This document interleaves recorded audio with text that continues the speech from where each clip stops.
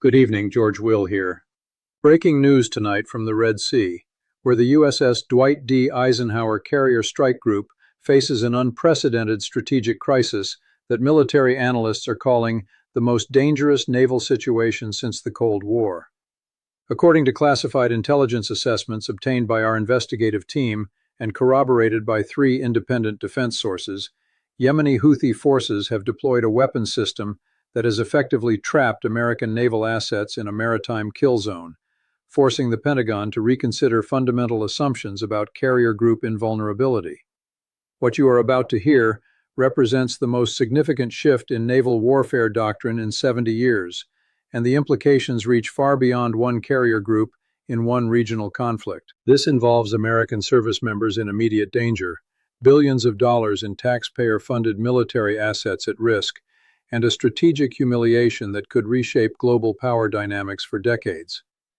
The evidence we will present tonight comes from satellite imagery analysis, intercepted communications, testimony from naval officers who requested anonymity due to operational security concerns, and technical specifications from weapons manufacturers that reveal capabilities the Pentagon publicly denied existed. Before we proceed, I need you to understand something crucial. What we are covering tonight is not being reported accurately anywhere else in mainstream media. The networks are showing you sanitized briefings and official statements that bear no resemblance to the actual tactical situation our sailors face. They do not want you to know how vulnerable our most powerful military assets have become, how thoroughly our adversaries have studied our weaknesses, and how close we are to a catastrophic incident that could claim hundreds of American lives. If you want the truth about what is happening in the Red Sea right now, hit that subscribe button and notification bell, because this investigation will continue as the situation develops, and you deserve to know what your government is not telling you. The question sophisticated observers are asking is not whether this crisis is real, but rather how we can verify the specific claims being made when the Pentagon maintains operational security protocols that prevent detailed public disclosure. This is a fair question, and it deserves a thorough answer before we proceed to the substantive evidence. The verification architecture for this investigation rests on multiple independent confirmation streams that together create a picture far clearer than any single source could provide. First, we have satellite imagery from commercial providers including Maxar Technologies and Planet Labs showing the exact positioning of naval assets in the Red Sea as of April 12, 2026. Revealing that the Carrier Strike Group has maintained station in a constrained maritime corridor, measuring approximately 47 nautical miles in length for the past 19 days, without the freedom of maneuver that characterizes normal carrier operations. Second, we have corroboration from 4 retired naval officers who maintain contacts with active duty personnel aboard vessels in the strike group, 3 of whom provided specific details about tactical constraints, weapons release authorities, and threat assessment briefings that align with independent technical analysis of the Houthi capabilities. Third, we have technical documentation from defense contractors, including Raytheon, Northrop Grumman, and BAE Systems regarding anti-ship missile systems that Yemen has acquired through Iranian intermediaries, documentation that reveals performance characteristics matching the threat profile our naval commanders are responding to in their operational decisions. Fourth, we have intercepted communications that were leaked to defense journalists and subsequently verified by signals intelligence experts, communications that demonstrate Houthi command and control coordination consistent with possession of advanced targeting systems. Fifth, we have expert analysis from 3 former Carrier Strike Group commanders who reviewed the tactical situation and independently concluded that the positioning and movement restrictions indicate response to a credible anti-access threat that exceeds previously encountered capabilities. Now, I want to acknowledge what we do not have, because credibility requires honesty about limitations. We do not have official Pentagon confirmation of the specific weapon system designation, because acknowledging the threat publicly would require admitting intelligence failures and capability gaps that no administration wants to discuss during an election year. We do not have video footage of actual weapons deployments because both sides maintain operational security about their most sensitive capabilities.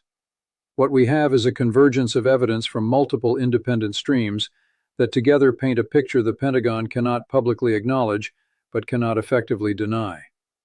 The key players in this crisis require brief introduction before we examine the evidence in detail. The USS Dwight D. Eisenhower, CVN-69, is a Nimitz-class nuclear-powered aircraft carrier commissioned in 1977, displacing approximately 100,000 tons, carrying a crew of roughly 5,000 sailors and Marines, and representing a capital investment exceeding $8.5 billion when accounting for service life modifications and current replacement value.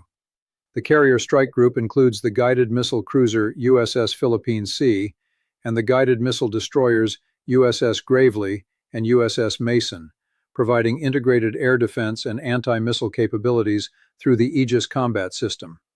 Ansar Allah, commonly known as the Houthi movement, controls significant portions of Yemen, including the capital Sana'a and critical Red Sea coastal territory, receives military support from Iran's Islamic Revolutionary Guard Corps, including training, intelligence sharing, and weapons systems that dramatically exceed what indigenous Yemeni manufacturing could produce. The Iranian connection matters because it explains how a non-state militia gained access to weapons technology that only a handful of nations possess, technology specifically designed to threaten the exact type of high-value naval assets currently constrained in the Red Sea. The comprehensive evidence presentation requires systematic examination of 8 distinct categories, each providing a different angle of verification that together establish the scope and severity of the tactical situation. The first category addresses the weapons system itself, specifically the capabilities that create the anti-access threat our naval commanders are responding to. According to technical specifications obtained from defense intelligence sources and corroborated by independent weapons analysts, the Houthis have deployed a variant of the Iranian Zulfiqar anti-ship ballistic missile, a weapon system that represents a qualitative leap beyond the cruise missiles and drones that have characterized previous Red Sea attacks.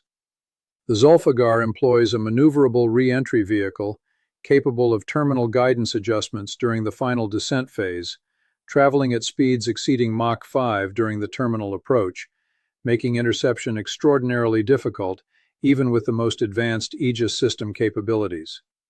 The missile carries a warhead estimated at between 600 and 750 kilograms of high explosive, sufficient to mission kill or sink vessels displacing up to 15,000 tons with a single direct impact, and potentially inflict catastrophic damage even on a carrier if it penetrates the flight deck. The engagement envelope extends to approximately 550 kilometers from launch sites along the Yemeni coast, creating a threat zone that encompasses the entire southern Red Sea and portions of the Gulf of Aden. What makes this weapon particularly dangerous is not merely its speed or warhead size, but rather its targeting methodology. According to intercepted communications analyzed by signals intelligence experts, the Houthis possess over-the-horizon radar systems provided by Iran that can detect and track surface vessels at ranges exceeding 200 kilometers, providing targeting data that gets updated throughout the missile flight through data link communications between the radar installation, the command center, and the missile's onboard guidance system. This means that, unlike earlier generation anti-ship missiles that relied on active radar seekers that could be jammed or deceived with chaff and electronic countermeasures, the Zulfiqar receives continuous updated targeting information that allows it to compensate for defensive maneuvers and maintain track even in heavy electronic warfare environments. Naval officers familiar with the system's capabilities describe it as a weapon specifically engineered to defeat Aegis, designed by engineers who studied decades of American naval doctrine and identified the precise gaps between detection capability and kinetic response time.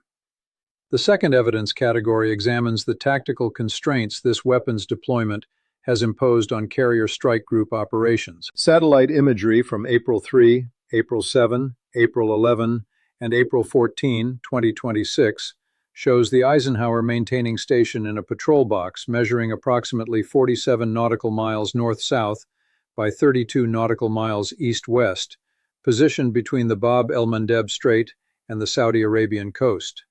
This constrained positioning is highly unusual for carrier operations, which typically involve continuous movement across expansive operating areas to prevent adversaries from predicting location and planning attacks.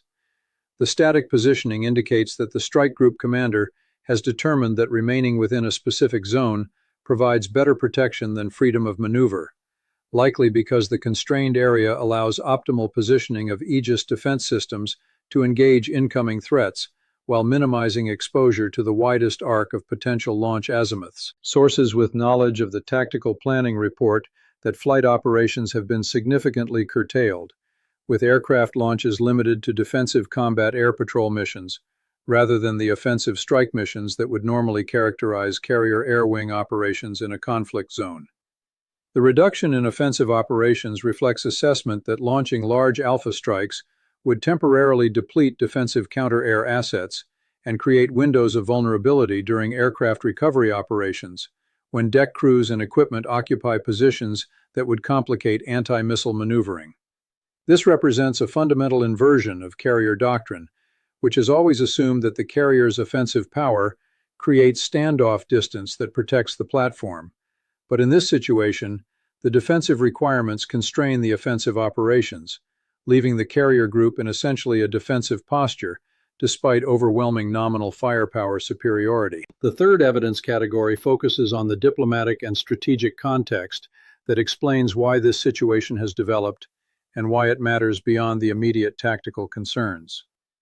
The carrier group entered the Red Sea on January 28, 2026, as part of Operation Prosperity Guardian, a multinational naval mission intended to protect commercial shipping from Houthi attacks that had disrupted approximately 18% of global maritime trade transiting the Suez Canal route. For the first 43 days of deployment, the mission proceeded according to established doctrine, with carrier-based FA-18 Super Hornets conducting strikes against Houthi missile launch sites, radar installations, and command facilities, while surface combatants provided escort for merchant vessels and conducted freedom of navigation operations. The situation changed dramatically in mid-March, when intelligence indicated that Iranian cargo aircraft had delivered large shipment containers to Sana'a International Airport, containers that signals intelligence and human sources identified as containing components for advanced anti-ship missile systems. On March 19th, the Houthis conducted a demonstration launch that flew a ballistic trajectory profile consistent with the Zulfiqar system, impacting a target in the Gulf of Aden at a range of approximately 480 kilometers. The launch was monitored by U.S. intelligence assets and prompted immediate reassessment of the threat environment. According to sources familiar with the intelligence analysis, the assessment concluded that the Houthis possessed between 12 and 18 operational missiles with the capability to engage high-value surface targets, and that Iranian technical advisors were providing targeting support and launch coordination. This assessment triggered the tactical shift we observe in the satellite imagery, with the carrier group moving to a defensive posture and constraining its operating area to optimize missile defense geometry. The strategic implications extend far beyond this specific deployment. For 70 years, American carrier strike groups have operated on the assumption of near total supremacy in their operating areas, able to project power against adversaries without serious threat to the carrier platform itself.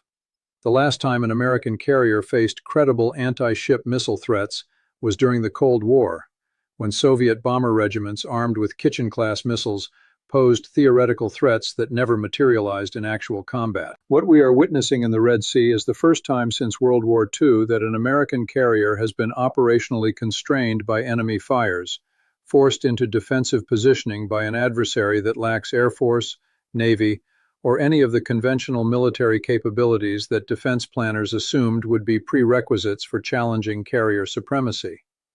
This represents validation of Chinese and Russian military theorists who have argued for 2 decades that carrier groups are increasingly vulnerable to saturation attacks using massed anti-ship missiles. And it provides a template for future adversaries who can acquire these weapons through proliferation networks without developing indigenous defense industries. Fourth, we must examine the specific timeline of developments that led to this crisis, because the chronological sequence reveals pattern and escalation that demonstrate this was not sudden surprise, but rather the culmination of intelligence warnings that were either ignored or inadequately addressed. January 28, 2026, the USS Eisenhower Carrier Strike Group enters the Red Sea through the Bab el-Mandeb Strait to begin Operation Prosperity Guardian deployment. February 3, the Carrier Air Wing conducts first strikes against Houthi positions in Yemen, destroying 3 missile launchers and 2 radar sites. February 12, Houthi forces launch coordinated drone and cruise missile attack against merchant vessels, prompting increased carrier air patrol presence. February 19, intelligence reports indicate Iranian transport aircraft landed at Sana'a with large cargo shipments, contents unverified. February 24, signals intelligence detects communications between Houthi commanders and Iranian military advisors discussing timeline for new operational capabilities.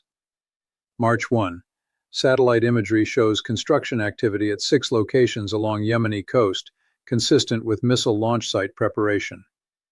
March 8, human intelligence source reports arrival of technical specialists from Iran's Aerospace Industries Organization. March 12, National Security Council briefing discusses potential anti-ship missile deployment, but concludes insufficient evidence to justify major tactical changes. March 19, Houthis conduct test launch of ballistic missile traveling 480 kilometers and impacting in Gulf of Aden, demonstrating range and accuracy. March 20, Carrier Strike Group commander requests permission to withdraw to safer operating area outside missile engagement zone, request denied by Central Command with direction to maintain presence for deterrence purposes. March 23, Strike Group shifts to constrained defensive positioning in northern Red Sea patrol box. March 27, Houthi spokesman announces possession of weapons that will make Red Sea into graveyard for American warships. April 2, intercepted communications indicate Houthis have achieved operational readiness with anti-ship missile battery. April 5, second test launch demonstrates terminal maneuvering capability and active radar jamming. April 9, Pentagon issues classified assessment concluding that Houthi anti-ship capability represents credible threat requiring tactical adaptation. April 12, satellite imagery confirms Strike Group has maintained static defensive posture for 19 consecutive days, longest period without significant maneuver since deployment began. Notice the pattern here. We see intelligence warnings beginning in late February, observable developments throughout March, attempts by operational commanders to modify tactics being overruled by strategic leadership, and ultimately a forced adaptation to reality after the threat became undeniable. This timeline raises serious questions about decision-making at the theater command level and potentially at the National Security Council level. Questions about whether political considerations about appearing weak or acknowledging setbacks took precedence over operational security and force protection. The fifth evidence category examines the specific defensive capabilities and limitations of the Aegis combat system that the Carrier Strike Group relies upon to counter the missile threat. The Aegis system represents the most sophisticated integrated air defense capability in the world, employing the SPY-1D phased array radar that can simultaneously track more than 100 targets, and the SM-2, SM-3, and SM-6 missile interceptors that provide layered defense from sea-skimming cruise missiles to ballistic missiles in their terminal descent phase. In optimal conditions against conventional threats, Aegis demonstrates extraordinary effectiveness, with test intercept rates exceeding 90% against subsonic cruise missiles and approximately 75% against medium-range ballistic missiles.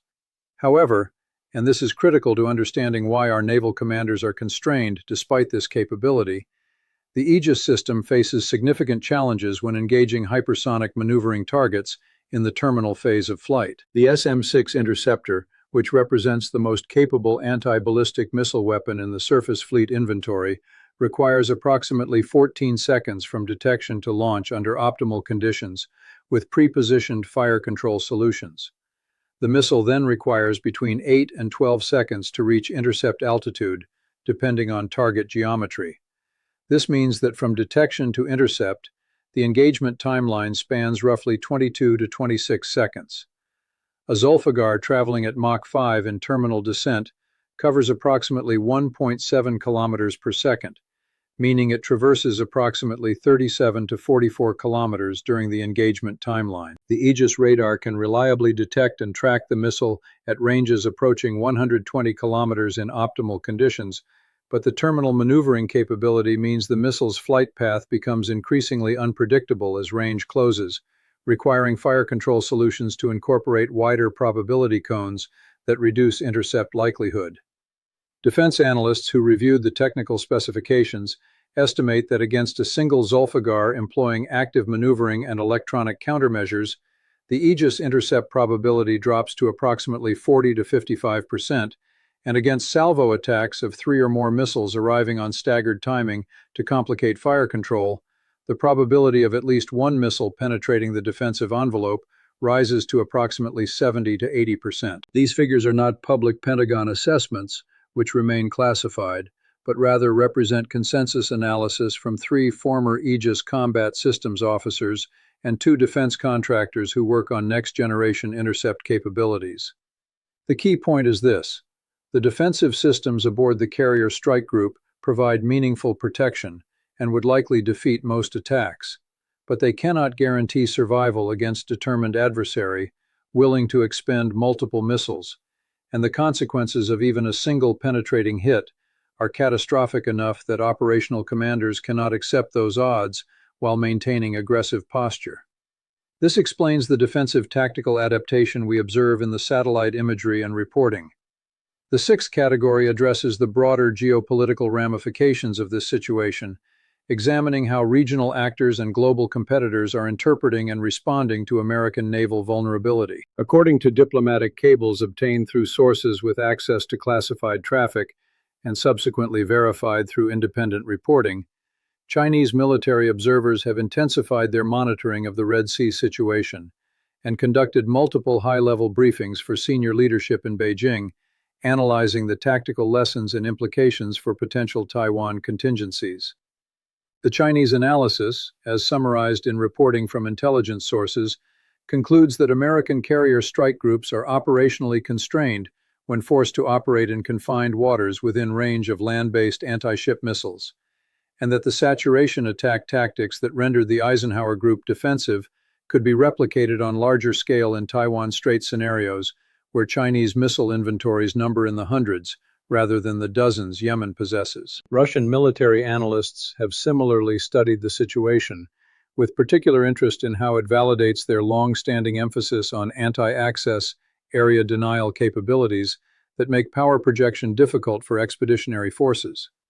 According to reporting from defense journalists with access to Russian sources, military briefings in Moscow have characterized the Red Sea situation as proof that the era of unchallenged American naval supremacy has ended, and that relatively inexpensive missile systems can negate the advantage of multi-billion-dollar capital ships. Iranian leadership has publicly celebrated the situation as demonstration that resistance forces can impose costs on American military presence in the Middle East, with Supreme Leader Ali Khamenei delivering remarks on April 10, 2026, praising the Yemeni people for showing the path forward in confronting imperialism.